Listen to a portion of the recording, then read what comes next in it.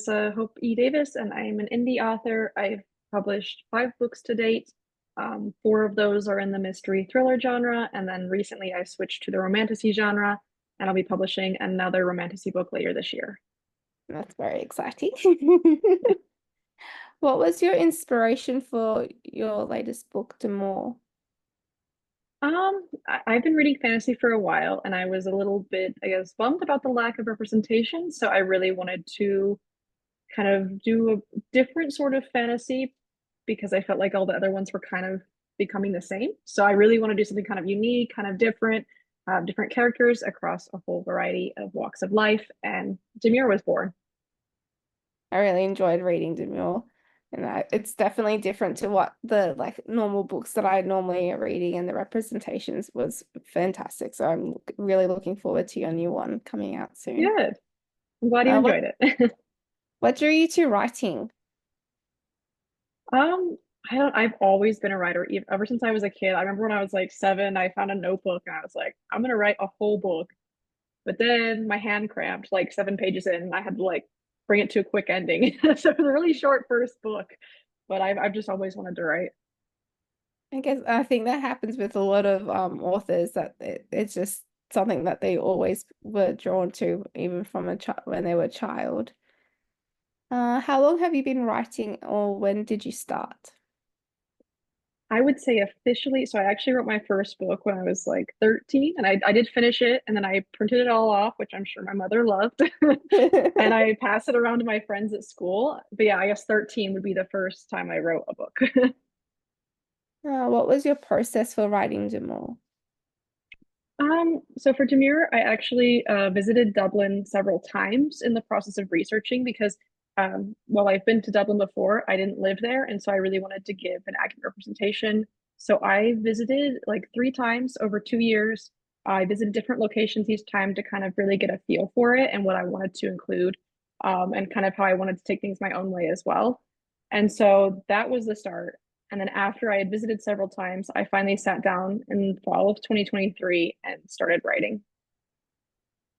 So did that lead into visiting Dublin and other areas? Did that lead into your approach for world and character building? Yes. I mean, I knew there was going to be a fantasy world. So I knew that part of the book, basically, like I was like, okay, I got this. It's a fantasy world. I've invented it. It can be whatever I want. But I really wanted to make sure the parts that I represented of Dublin were correct. And so I think I had kind of an idea for the story. And then after seeing Dublin, I was like, okay, I actually want to change this a little bit to match more of the vibe that I saw when I was there.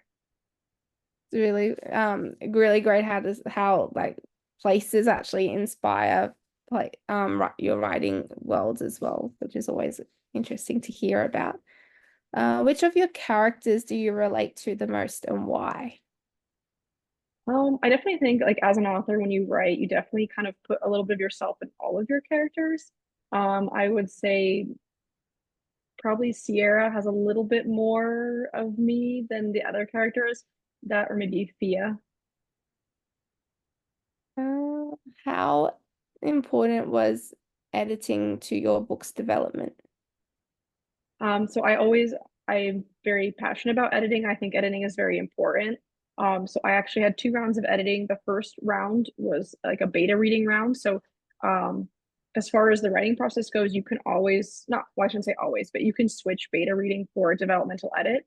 The developmental edit is just an editor goes through and helps you perfect your story. For me, I preferred to have multiple points of view, which is why I chose beta readers. So I had 5 beta readers read and give me feedback on the plot and the characters and the big picture stuff. And then I made corrections. And then after that, I did a copy edit round followed by a proofread, but it was by the same person. And that kind of perfected my ideas and made it more, you know, grammatically correct, better flowing, better sentence structure, stuff like that. It's interesting to see, and you can tell which books have been like really finely edited as well, and compared to just like a quick read over. Because I think Yeah. you always just love your book as well, so it's not very hard to sort of say be really critical on it as well. Yeah, no, I definitely think like the more editing, the better. I wish I could afford probably one more round, but I mean, it's very expensive. So I just do the 2 rounds, but I do notice like some of the really good authors out there do 3 or 4 rounds, and I'm always like, wow, this is really good. Yeah, you can tell. Yeah. How has writing and publishing a books changed the way you see yourself?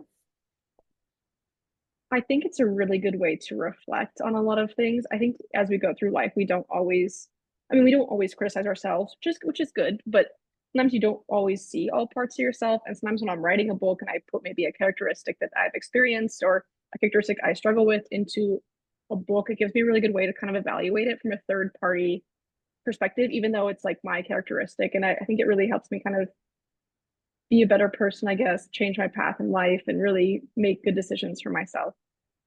I guess what happens when people really love certain books, they can actually reflect on something that stands out to them or they're struggling with, and that sort of it becomes the book that they always immediately love and think of as well. Yeah.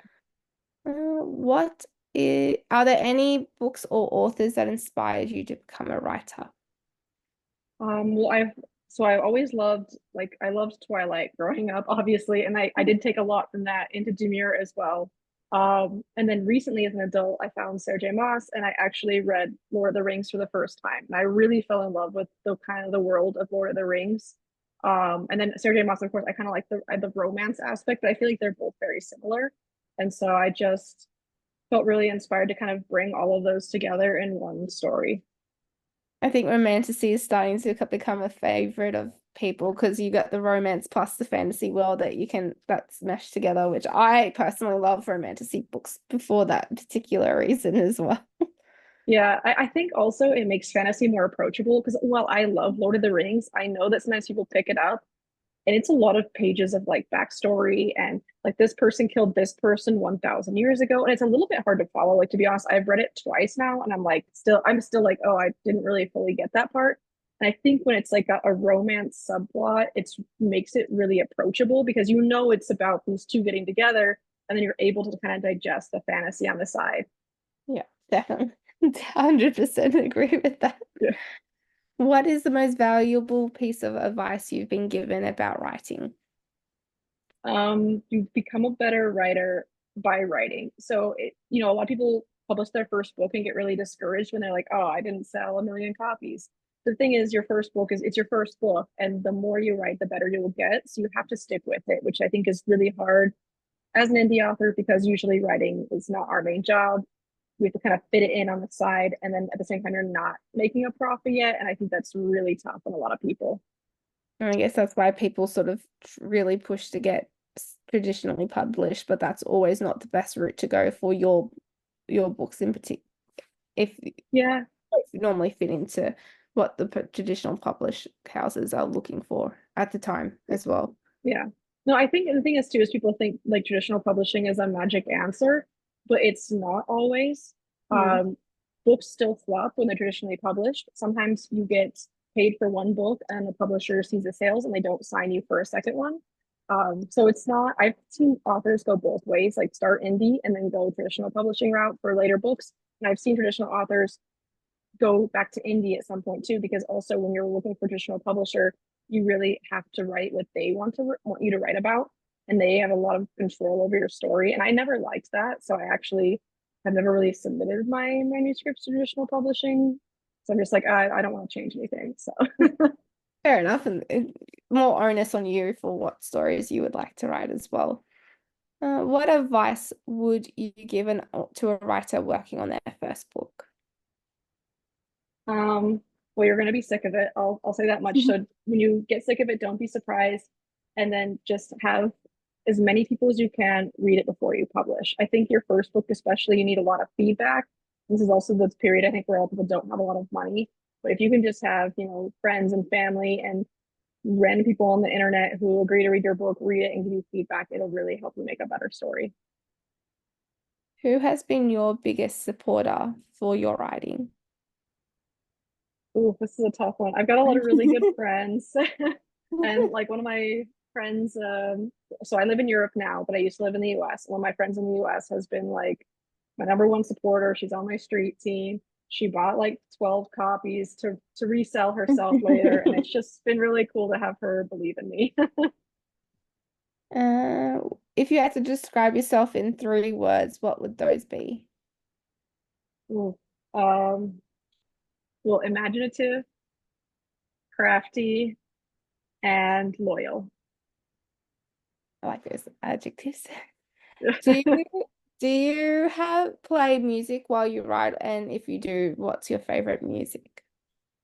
Yeah, so I actually have to blast music because I am really bad at focusing. And so I have to put like both my earphones in and turn it up really loud so that nothing will distract me. Um, I have a playlist for Demir actually, and that's what I've been listening to while I've been writing Bold. But my music taste is very eclectic and I have like a lot of random songs. I mean, there'll be like Katy Perry, EDM, and then like heavy metal. There's just no rhyme or reason. I just find a song and I'm like, I like this song, add it to my playlist. So yeah, it's pretty random. I even when I'm reading, I need to have like background noise or something to in the background. So I cannot read in silence. Everyone's like, "Oh, do you want to be asked to be quiet?" I'm like, "No, keep talking. It's all good. Yeah. I'll keep reading." Do you have a favorite writing snack or drink? Well, my favorite snack of all time is popcorn. So I don't usually like eat while I'm writing because it's, kind of hard when you're using both your hands to type. But theoretically, if I could, I would eat popcorn. And then for drinks, probably tea or coffee. I think they're a nice like go-to drink as well. Yeah. And my final question is, if your book were made into a movie, which actors would play your characters? Oh, this is so hard. I mean, this is hard also. I just feel like because there's not a whole lot of I mean, it's getting better. The diversity in Hollywood is especially pretty slim. Like I'm trying to think of like a Latina woman that I would want to play Sierra, and I can't even name one. So, Mm. um, yeah, I'm not sure. I don't know for Alhan either. Oh, this is a hard question. I would have to like think about it and do some research. I just feel like I know like a lot of really big name people, but none of them really fit for the Yeah, characters. you sort of like need the unknown sort of to come uh, and do it like an open casting for for them as Yeah, well. I feel like we could make a popular person Tyler because I mean he's a side character and doesn't really matter, but I feel like I'd really have to pick the perfect people for the other parts, and I don't think those people currently are big in Hollywood, so it'd probably be a lot of unknown actors. And yeah, I've asked it a couple of times, and everyone's like, "That's a mean question." I'm like, "It is kind of a mean question." Yeah, Um, I mean it's just so hard because I think about all the actors like in my head right now. I kind of have a slideshow. I'm like, nah, you won't work, you won't work, you won't work. So open casting call. yeah, I have to be there, of course, and I have to be in on Yes, the script writing and everything. exactly. I'd have a really hard time relinquishing control for sure. Which is fair. It's your work and everything, so I completely understand why you'd be like that. And I say Sarah J. Maas did the same thing. I mean, they've like shelved ACOTAR indefinitely because she wasn't willing to like give anything on the script. So Oh, yeah, well, kind of sort of understandable for that. But if you wanted the movie, you would do a little give. yeah, I don't know. I feel like there's a lot of things too that wouldn't translate on the screen. So it makes sense. Like specifically for her books, I don't know how they're gonna like make it anywhere near as good as she's written it. So No.